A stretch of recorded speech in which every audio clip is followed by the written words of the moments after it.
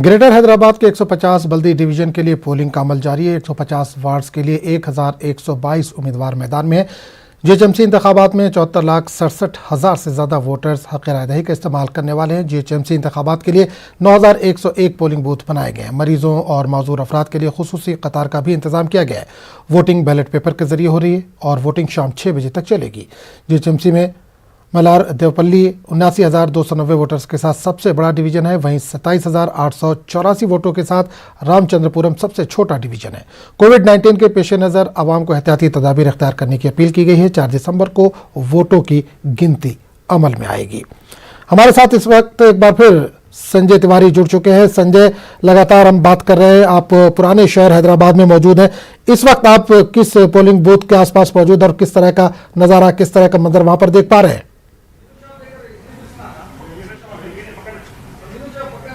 आजम, मैं इस वक्त जो है हैदराबाद के प्रकाश नगर इलाके में मौजूद हूँ और यहाँ आप देख सकते हैं कि ये पोलिंग स्टेशन पर उतनी तादाद में लोग नहीं हैं। वो भीड़ वैसी नहीं उमड़ के आ रही है। लंबी लंबी कतारें, लंबी लंबी लाइन नहीं दिख रही है। लोग घरों से कम निकल रहे हैं, लेकिन जो लोग निकल रहे हैं वो जाहिर तौर पे आजम प्रेरणा का स्रोत है।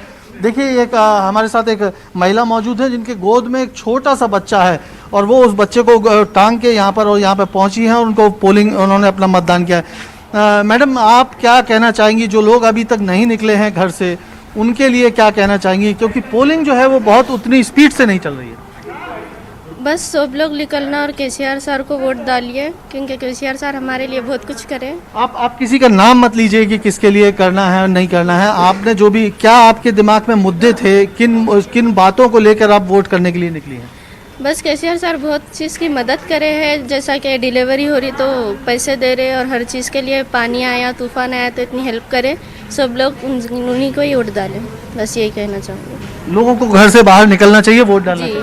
सबको बाहर निकलना चाहिए और वोट डालना चाहिए। किसको भी डाले अपनी मर्जी, लेकिन निकल के डालना तो चाहिए। निकल के बाहर वोट डालना चाहिए। तो ये जो है जो लोगों का कहना है खास तौर पर कि वो बाहर निकलना चाहिए और वोट डालना चाहिए। ये देखिए, एक और बुजुर्गवार यहाँ पर आए हैं।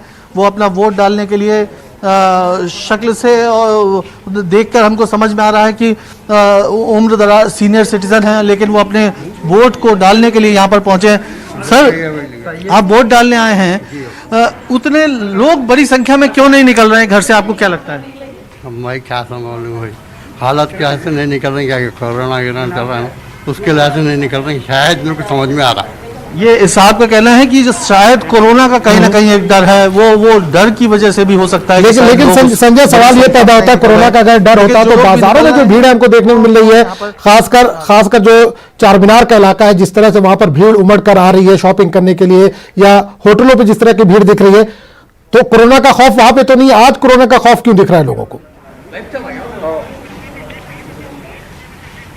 बिल्कुल आजम, ये तो बड़ा सवाल है ही। और मैं जाहिर तौर पर मुझे भी ये बात समझ में नहीं आ रही कि अगर जब इतनी भीड़ बाजार में निकल सकती है, त्योहार के समय में लोग बाहर निकल सकते हैं वोट डालने के लिए, तो आज जब ये मतदान है, ये भी एक तरह का पर्व है, एक फेस्टिवल है, और इसमें लोग क्यों नहीं बाहर निकले? तो ये जाहिर तौर पर सवाल है। दिवाली के समय हमने देखा, ईद के समय हमने देखा कि तमाम लोग बाहर निकल कर आए और शॉपिंग कर रहे हैं, घूम रहे हैं, खरीदारी कर रहे हैं, और लोगों के कोई डर भी नहीं नजर आ रहा था। और आज अगर कोई ये एक्सक्यूज देता है कि वो कोरोना की वजह से वो जो है उसको डर लग रहा है और वो नहीं बाहर निकल के आया, तो जाहिर तौर पे ये सवाल है। लेकिन देखिए, एक और शख्स हैं जो उनको चलने में थोड़ा सा दिक्कत है, लेकिन वो घर से बाहर निकल के आए हैं और उन्होंने वोट किया। आपने वोट डाल दिया साहब? जी हाँ, डाल दिए, बिल्कुल डाल दिया। हमारा हक हमको अदा करना चाहिए। देखिए, इनका कहना है कि हमारा हक है जो हमको अदा करना चाहिए, और वो अपना जो अधिकार है, जो अपना जिम्मेदारी है, उस जिम्मेदारी को निभाने आए हैं। लेकिन बहुत सारे लोग अभी जो है इस जिम्मेदारी को शायद किसी वजह से घर से बाहर नहीं निकले, या फिर थोड़ी देर बाद निकलेंगे। हम तो उम्मीद यही करेंगे कि शायद जैसे जैसे दोपहर में लंच आवर्स खत्म होने के बाद फिर शायद पोलिंग स्टेशन पर भीड़ बढ़ेगी। लेकिन फिलहाल तो स्थिति यह है आजम कि यहाँ जो है पोलिंग स्टेशन लगभग खाली है। उस तादाद में बिल्कुल संजय, एक चीज और आपसे जानना चाहेंगे संजय, कि इससे पहले के इंतखाबात जो हुए, इलेक्शन हुए, 50 से 52 एक एवरेज रहता है वोटिंग फीसद का। इस बार जो हालात हैं वो देखकर लग रहा है कि बमुश्किल 50 पहुंच पाएंगे। आइए यहाँ पे आइए। आजम एक बार आप अपना सवाल दोहराएंगे प्लीज। बिल्कुल बिल्कुल संजय, मैं कह रहा था कि अभी इससे पहले जो इलेक्शन हुए उसमें एक एवरेज 50% पोलिंग रिकॉर्ड होती थी, लेकिन इस बार के हालात देख के लग रहा है कि 50% तक भी नहीं पहुंच पाएंगे हम।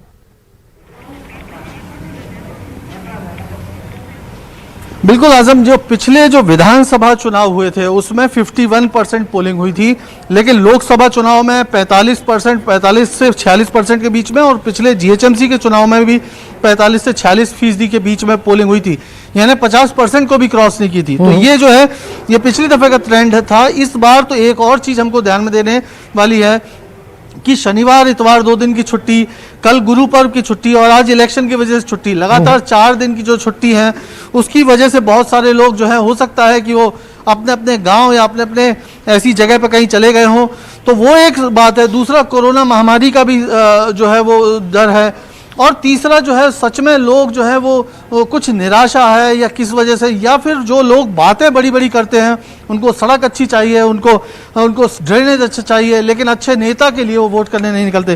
क्यों साहब, आप क्या कहेंगे? आप यहाँ वोट डाल दिया? आप? जी हाँ, वोट तो डाल दिया हूँ। लेकिन एक बात बताइए कि जब शिकायतें बहुत रहती हैं, साहब हमारी सड़क अच्छी नहीं है, हमारा ड्रेनेज अच्छा नहीं है, ये नेता ऐसा नहीं है, ये नेता बेकार, वो नेता बेकार, वोट डालने लोग बाहर नहीं आते। अब हम लोग को ये देखना चाहिए अपना डेवलपमेंट्स जो है कहाँ लेके जाएंगे, अपना डेवलपमेंट्स हो, फ्यूचर हो, बच्चों का स्टडीज़ हो, जो भी हो, जो अपने को क्या बेनिफिट्स मिल रहा है, कोसी जो है पार्टी से अपने को बेनिफिट मिल रहा है, सोच समझ के जाकर वोट डालिए उनको, बस मेरा यही कहना है। बस पर हैंडीकैप्स लोग भी आ रहे हैं, हैंडीकैप्स लोग आ रहे हैं यार, जो जिसके पास बच्चे हैं वो लोग जो है इतनी तकलीफ से आ रहे हैं, उन लोग जब आ सकते हैं तो अपन क्यों जाके नहीं डाल सकते? क्योंकि हर एक वोट कीमती है, हर कोई जो है जाना है, वोट डाल के आना है। ये जागरूक जो मतदाता हैं, जी, जो जी, वोटर बिल्कुल। हैं, उनका कहना है कि किसी भी हाल में हमको बाहर जाना है और वोट डाल के आना है, लेकिन ये बात जो है वो सभी लोगों को समझने की है। उम्मीद लेकिन संजय एक सवाल ये भी है कि अगर हुकूमत से नाराजगी है, अपने जो लीडरान है उससे नाराजगी है, तो एक ऑप्शन आपके पास नोटा का भी है, उसका भी इस्तेमाल कर सकते हैं, लेकिन उसके लिए भी आपको घर से निकलना ही पड़ेगा।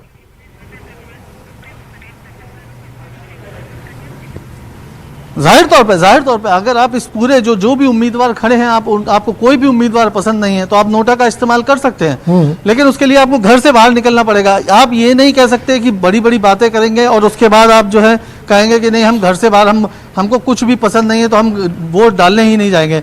ये अगर ऐसा होगा तो ये पूरे लोकतंत्र का जो सिस्टम है, जो अच्छे नेता को चुनने की प्रक्रिया है, वो नहीं कैसे हो पाएगी। एक और महिला यहाँ पे आई है। मैडम, वोट डालने के लिए आई हैं आप?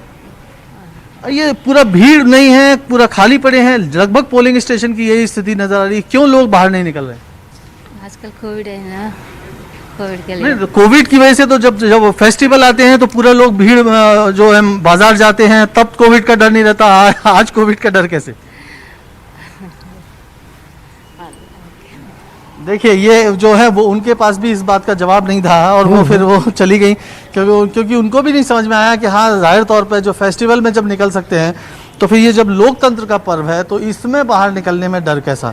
तो ये सवाल जरूर है, लेकिन फिर भी लोग धीरे धीरे आना शुरू हो रहे हैं, आ रहे हैं। और मैं ये दिखाना चाहूँगा तस्वीरें कि इक्का दुक्का ही सही लोग जो है वो पोलिंग स्टेशन में आ रहे हैं। हाँ, कतारें जरूर नजर नहीं आ रही हैं, जिस तरह से भीड़ होनी चाहिए वैसी भीड़ बिल्कुल भी नजर नहीं आ रही। आजम, ये जो है थोड़ा सा इससे लगता है कि बिल्कुल संजय, एक सवाल और करना चाहेंगे। लगातार आप कवरेज ओल्ड सिटी हैदराबाद की दिखा रहे हैं, पुराने शहर का जो इलाका है वहां की तस्वीर आप दिखा रहे हैं। वहां पर तरक्याती चीजों की कमी है, मेट्रो रेल की भी बात हो रही है कि मेट्रो ट्रेन वहां पर चलनी चाहिए, लेकिन वो भी वहां पर नहीं पहुंच पाई। इसके अलावा गली नाली पानी इस तरह की बड़ी दिक्कतें वहां पर, लेकिन लोग घरों से बाहर नहीं निकल पा रहे। क्या वो निकलना नहीं चाह रहे या वो अपने हालत में खुश हैं, जो उनको मिल गया बस उसी में मुतमईन है वो?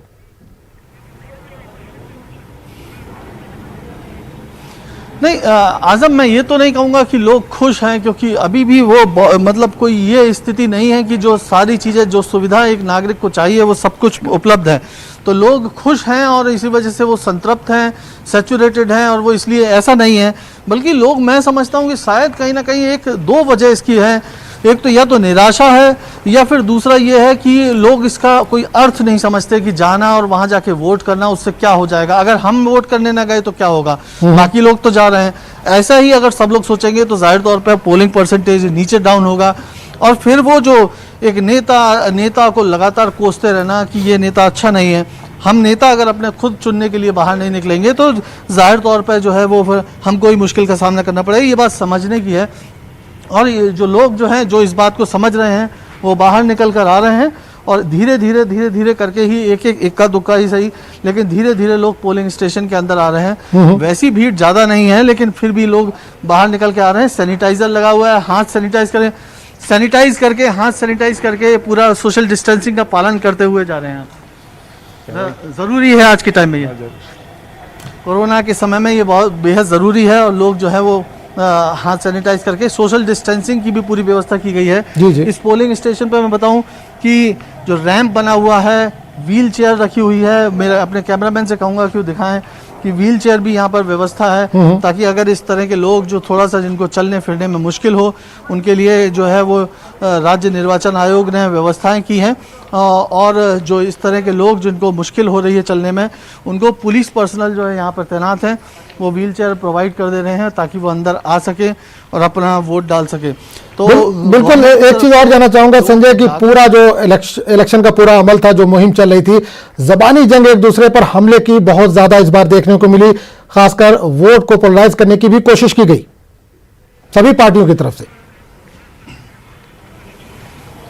बिल्कुल जी आजम, ये तो इस चुनाव ये जो जीएचएमसी के इस बार चुनाव थे, वो ये भले ही लोकल लेवल के चुनाव थे, लेकिन जो इश्यूज इसमें डिस्कस हुए वो नेशनल लेवल के इश्यूज इसमें डिस्कस हो रहे थे। और जाहिर तौर पे एक दूसरे पर छींटाकसी जिस तरह से करने की कोशिश की जा रही थी, वो ताकि कि पूरा जो चुनाव है वो ध्रुवीकरण किया जा सके, वोटों का ध्रुवीकरण किया जा सके। इस बात को ध्यान में रखते हुए कुछ नेताओं ने अपनी सीमाएं भी लांघी और कुछ इस तरह की बातें कही, जिनकी वजह से जो है वो मतदाता भी थोड़ा सा, कई मतदाता जो है वो इससे नाराज भी हुए, कुछ इससे आंदोलित हुए। तो कुल मिला के बड़ा ही दिलचस्प और बड़ा ही गर्माहट भरा ये इलेक्शन कैंपेन रहा था। और अब लोग जो है, आज उनके फैसले का दिन है। उन्होंने बहुत सारी बातें सुनी, सबकी बातें सुनी, कौन भड़काने की कोशिश कर रहा था और कौन जो है वो शांति की बात कर रहा था, कौन मुद्दों पे बात कर रहा था, कौन डेवलपमेंट की बात कर रहा था। तो उन्होंने सब की बातें सुन ली हैं और अब वो फैसले का दिन है। जनता अपना फैसला सुना रही है। जनता अब आज बाहर निकली है और वो क्या फैसला सुनाती है हमको 4 तारीख को पता चलेगा। जाहिर तौर पर ये चुनाव जो है इसके दूरगामी परिणाम होने वाले हैं।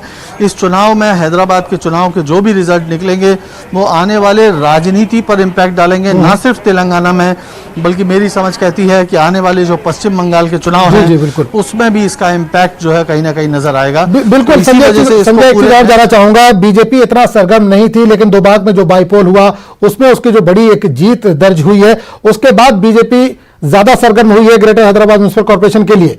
और इसका असर खासकर अगर हम देखें तो टीआरएस के लिए इसका भुगतान करना पड़ेगा अगले इलेक्शन में, जो यहां पर असेंबली के इंतखाबात होंगे।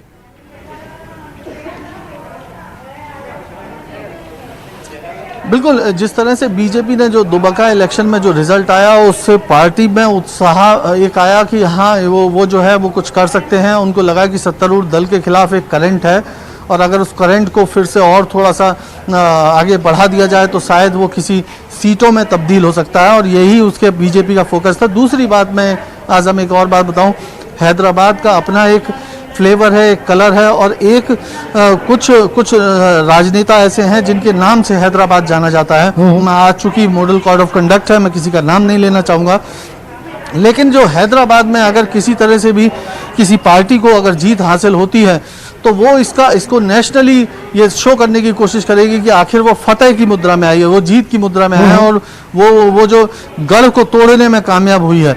तो ये जो फोकस है उसका, वो जो है वो उस चुनाव का इसकी अहमियत को बढ़ा दिया जिसकी वजह से, और जो भी रिजल्ट, जो भी परिणाम आएंगे, अगर जिसके मुताबिक, जिसके मन मुताबिक या जिस पार्टी के फायदे में परिणाम आएंगे, वो अपने हिसाब से उसका इंटरप्रिटेशन करेगा और देश में बाकी जगहों पे ये बताने की कोशिश करेगा कि ये देखिए हैदराबाद का ये रिजल्ट है, ये मैंडेट है लोगों का, ये माइंडसेट है लोगों का, और इस तरह से दूसरी जगह भी इंप्रेशन देने की कोशिश की जाएगी। आने वाले वेस्ट बंगाल में चुनाव होने वाले हैं, काफ़ी अहम चुनाव हैं और वहाँ कई पार्टियां दम थोक रही हैं। बीजेपी वहाँ पर पश्चिम बंगाल में बहुत अहम किरदार के रूप में वहाँ पर चुनाव प्रचार तेज़ी से कर रही है। असदुद्दीन ओवैसी भी बंगाल में चुनाव के लिए जाने की उन्होंने बात कही, वो इसको देखेंगे। तो काफ़ी दिलचस्प बंगाल के चुनाव होने वाले हैं और मैं समझता हूँ उसकी एक रूपरेखा जो है वो हैदराबाद से भले ही छोटे रूप में सही, लेकिन एक रूपरेखा यहाँ पे तैयार की जाएगी और वो जो रिजल्ट, जो परिणाम होंगे, उनको दूसरी जगह एक एग्जाम्पल के तौर पर पेश करने की कोशिश की जाएगी। आजम, बिल्कुल बिल्कुल संजय, एक सवाल और जानना चाहूंगा कि कविता ने कुछ दिन पहले प्रेस कॉन्फ्रेंस की जिस पर उन्होंने बिरयानी का जिक्र किया, इसके अलावा असदुद्दीन अवैसी ने भी अल्हम्दुलिल्लाह की बिरयानी का जिक्र किया, लेकिन यहाँ के अवाम को अब बिरयानी और ईरानी चाय से ऊपर उठ के सोचने की जरूरत है।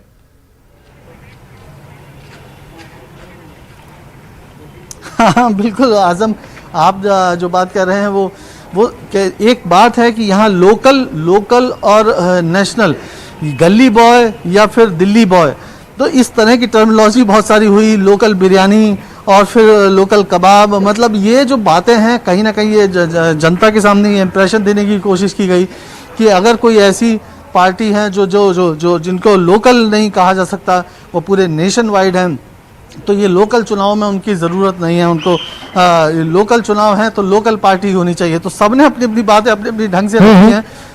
जनता को तय करना है कि वो कैसे देखती हैं, उसको लोकल चाहिए, ग्लोबल चाहिए, नेशनल चाहिए, या क्या इश्यूज चाहिए।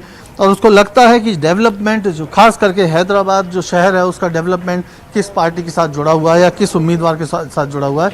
आज हम एक लास्ट बात और ज़रूर मैं बोलूँगा कि स्थानीय जो कॉरपोरेटर हैं या जो उम्मीदवार हैं, उनका एटीट्यूड और उनके लोगों से कनेक्टिविटी, ये भी बहुत इंपॉर्टेंट रोल प्ले करेगी। सिर्फ वो मुद्दों पे ही चुनाव नहीं होगा। लोग जब वोट देने जा रहे हैं तो कई लोगों से हमारी बात हुई, उनका कहना है कि कॉरपोरेटर हमारा ऐसा है, नहीं है, या वो नेता ठीक है, नहीं है। स्थानीय विषयों पर भी वो बात कर रहे हैं, तो वो भी एक इम्प्रेशन है।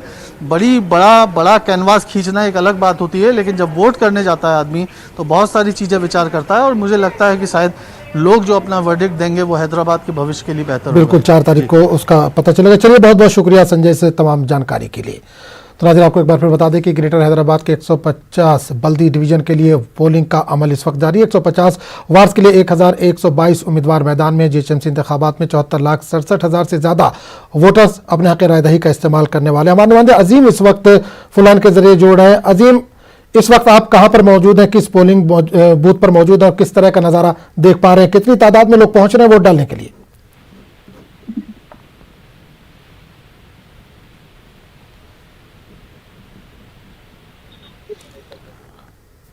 तो अजीम से शायद राब्ता अभी नहीं हो पाया हमारा, लेकिन नाज़रीन आपको बता दें कि लगातार हम आप तक खबरें पहुंचा रहे हैं। जीएचएमसी इंतखाबात के ताल्लुक से काफ़ी सुस्त रफ्तारी से वोटिंग का अमल इस वक्त जारी है।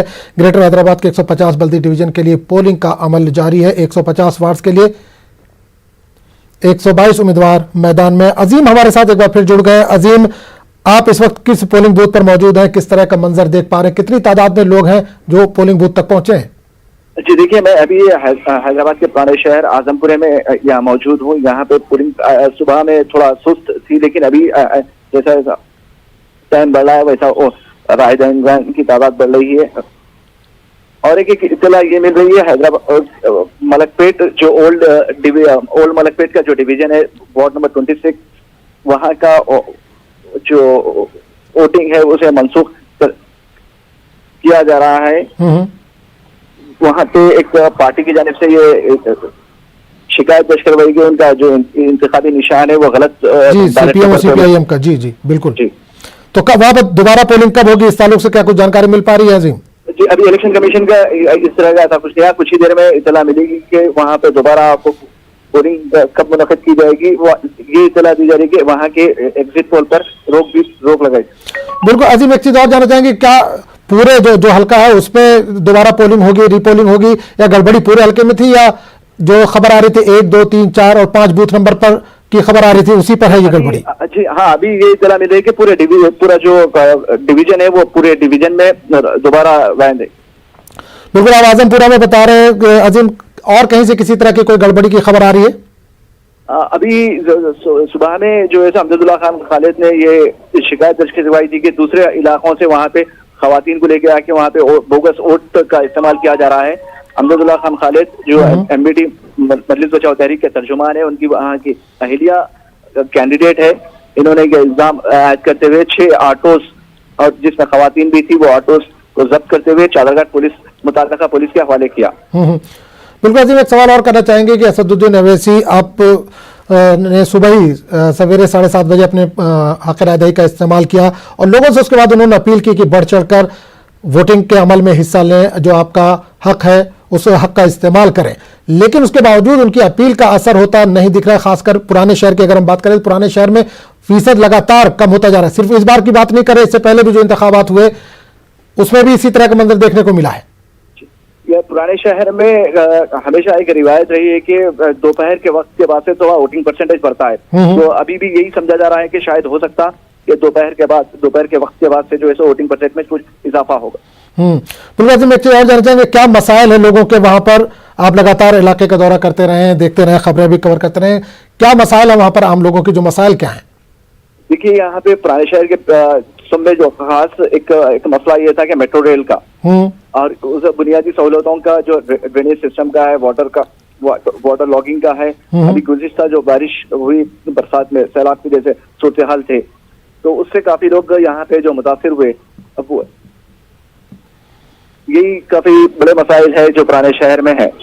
बिल्कुल। अजीम, एक चीज और जानना चाहिए, सैलाब के बाद जिस तरह के हालात पैदा हुए, उनको जिस तरह से मदद मिलनी चाहिए थी उस तरह की लोगों को मदद नहीं मिली। कुछ दिन मदद मिली, उसके बाद उस पर भी पाबंदी लगा दी गई। तो क्या लोगों में कुछ नाराजगी देखी जा रही है जीएचएमसी के ताल्लुक से या अपने लीडरान के ताल्लुक से? जी देखिए, यहाँ पे एक पुराने शहर की एक बात यह है कि यहाँ पे इनको जो मजलिस का गढ़ माना जाता है, वहाँ पे उनके अवाम के पास दूसरा ऑप्शन नहीं है। या वो तो नोटा का इस्तेमाल करे, फिर या उनके मुकाबले में कोई ऐसा कैंडिडेट नजर नहीं आता, कोई ऐसी पार्टी नजर नहीं आती वो जिसको वोट करे।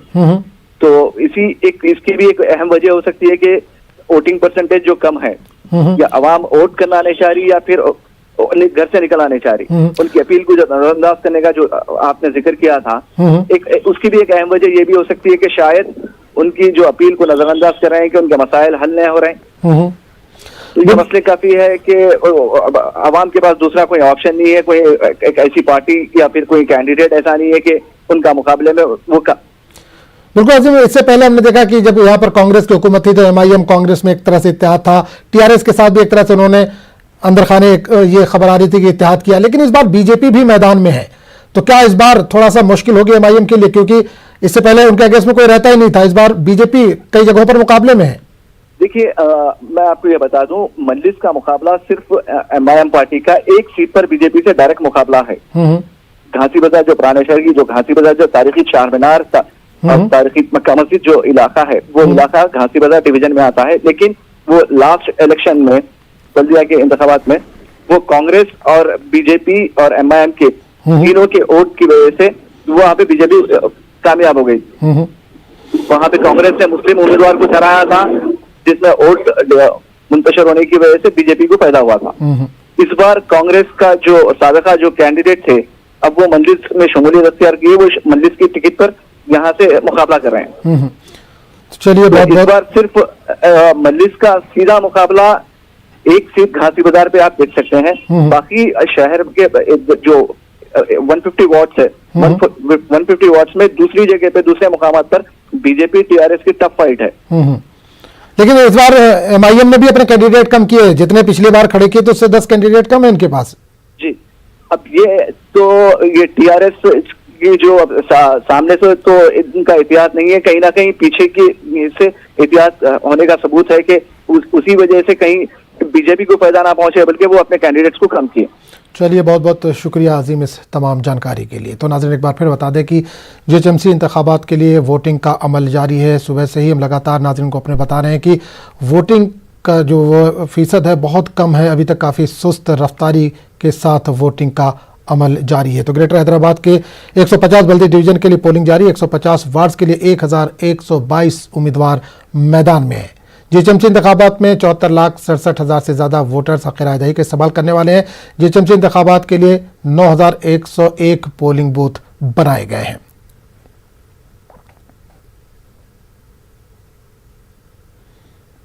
खबरों का सिलसिला जारी रहेगा, लेकिन एक छोटे से वक्फे के बाद।